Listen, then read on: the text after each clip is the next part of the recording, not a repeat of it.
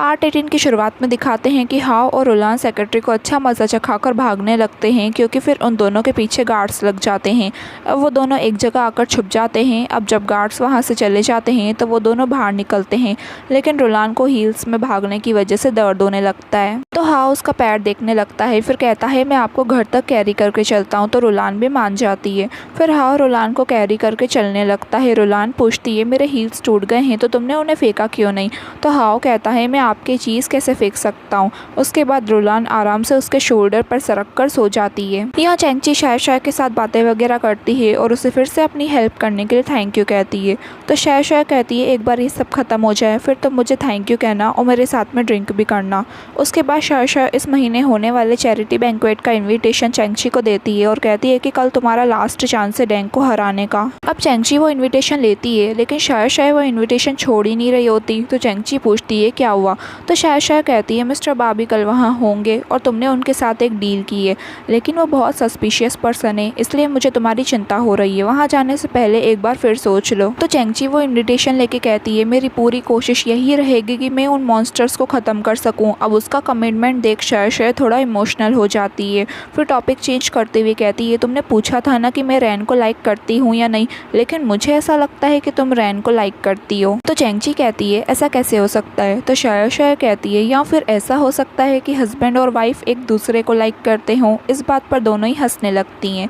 फिर शाय कहती है तुम्हें पता है रैन जब तुम्हें देखता है तो थोड़ा अलग तरह से देखता है, जैसे वो मुझे नहीं देखता। ये सुनकर चैंची अंदर ही अंदर खुश होती है। फिर शाय कहती है मैं तुम्हें एक सीक्रेट बताती हूँ, एक्चुअली मैं उन आदमियों में बिल्कुल भी इंटरेस्टेड नहीं होती जो मुझे पसंद नहीं करते। इसलिए अब चैंची ये सुनकर रिलैक्स हो जाती है और दोनों ही चीयर्स करते हैं। यहाँ रैन को दिखाते हैं जो सपने में अपनी मॉम को देखता है। फिर देखता है कि उसकी मॉम मर जाती है, जिस वजह से वो बहुत रोने लगता है। उसके बाद उसे शियांग के मरने का सपना आता है। फिर देखता है कि डैंग और चैंची झगड़ा करते करते एक दूसरे पर गन पॉइंट आउट कर देते हैं और रैन भी चैंची का साथ देता है, लेकिन मिस्टर बा पीछे से आके चैंची को मार देता है और इस बुरे सपने को देखकर रैन घबराते हुए कोमा से बाहर आ जाता है और फिर उठकर धीरे धीरे चलने लगता है। और साथ ही साथ उसको अंकल ली से किया हुआ वादा भी याद आता है कि जो लोग कंट्री को धोखा दे रहे हैं उसे उन लोगों को ख़त्म करना है।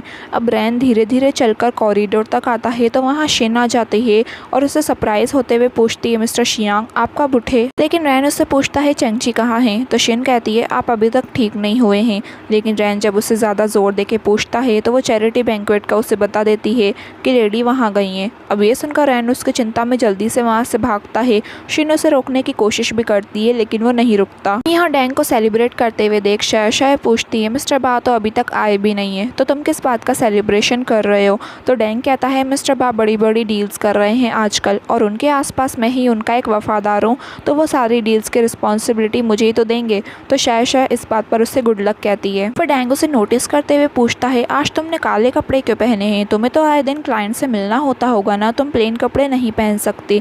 तो शाय कहती है आजकल मेरा मूड नहीं है ड्रेसअप होने का। ये कहकर जाने लगती है, लेकिन फिर रुककर कहती है मुझे डर है कहीं आज तूफान ना आ जाए। ये कहकर चले जाती है। यहाँ चैंची को दिखाते हैं जो चैरिटी बैंक्वेट में आती है और जैसे ही डोर ओपन करने जाती है तभी वहाँ रैन आकर उसे रोक लेता है। जैसे यहाँ देख चैंची सरप्राइज हो जाती है कि तुम कब जागे और तुम अभी भी पूरी तरह ठीक नहीं हुए हो।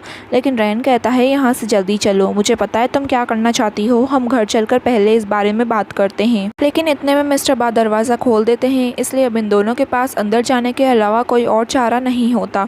फिर दिखाते हैं सब अंदर बैठे होते हैं। डैंग चैंची से पूछता है तुम यहाँ क्या कर रही हो, मैंने तो तुम्हें इन्वाइट नहीं करा। अब शाय समझ जाती है कि उसका वहाँ कोई काम नहीं है, इसलिए वो वहाँ से चले जाती है। उसके बाद मिस्टर बा डैंग को कहता है तुम कब से पहले बोलने लग गए।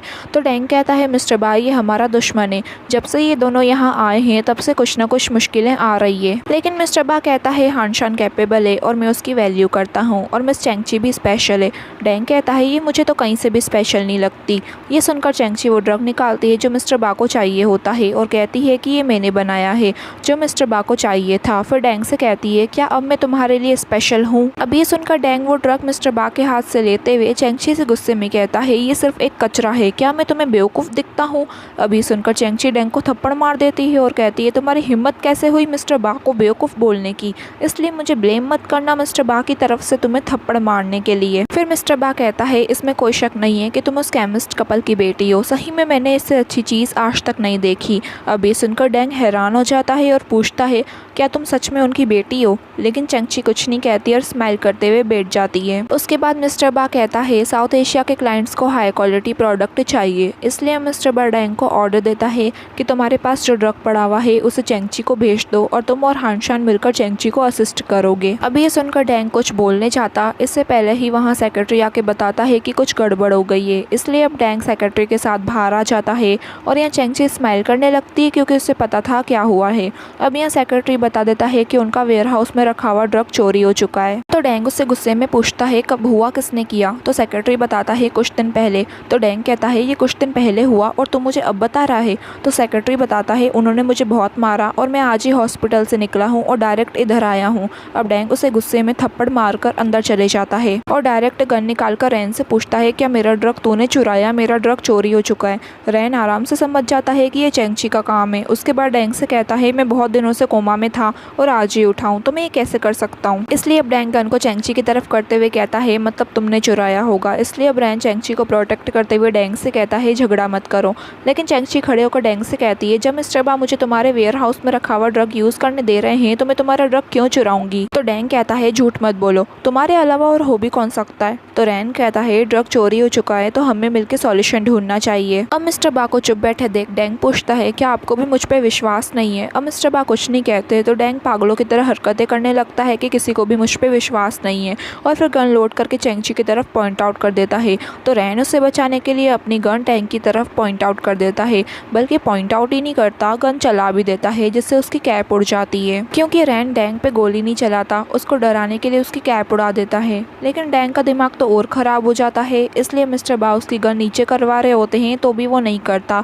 अब जब मिस्टर बा उसे घूरने लगते हैं तब जाकर डैंग अपनी गन को छोड़ देता है। रैन कहता है, अगर मिस्टर बा मुझे तुम्हारे साथ कॉर्पोरेट करने के लिए नहीं कहते तो मैं अभी तुझे यहाँ मार देता। अब डैंग मिस्टर बा को समझाने लगता है कि मैं आपका वफादार हूँ और ये दोनों आपके दुश्मन हैं, आप इन दोनों को कैसे छोड़ सकते हैं? तो रैन हंसते हुए डैंग की कैप उठाकर उसे पहनाते हुए कहता है, तुम्हारी कैप आइसलैंड वेलवेट से बनी हुई है ना, जो साउथ एशिया की है, क्या किसी ने तुम्हें वहाँ से भेजी है? अब ये कहकर वो मिस्टर बा को इशारा दे देता है कि डैंग उसका कोई वफादार नहीं है और यहाँ डैंग झूठ बोल देता है कि ये कैप मैंने डिपार्टमेंटल स्टोर से खरीदी है। तो रैन कहता है, तुम्हारी कैप की लाइनिंग पर एक स्पेशल मार्क है, मुझे नहीं लगता तांगचेंग में कोई भी आइसलैंड वेलवेट सेल करता होगा साउथ एशिया से।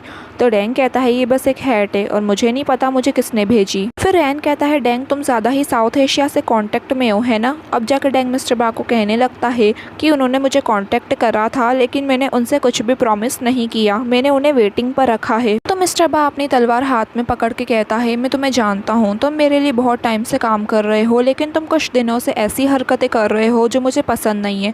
तो डैंग कहता है, मैं आपको परेशानी से बचाना चाहता हूँ। फिर मिस्टर बा सेक्रेटरी से पूछता है, तुम तो हमेशा डैंग के आसपास रहते हो ना, तो तुम्हें क्या लगता है? अब सेक्रेटरी डैंग की सारी पोल खोल देता है कि वो मिस्टर बा को कैसे धोखा दे रहा है उनके पीठ पीछे।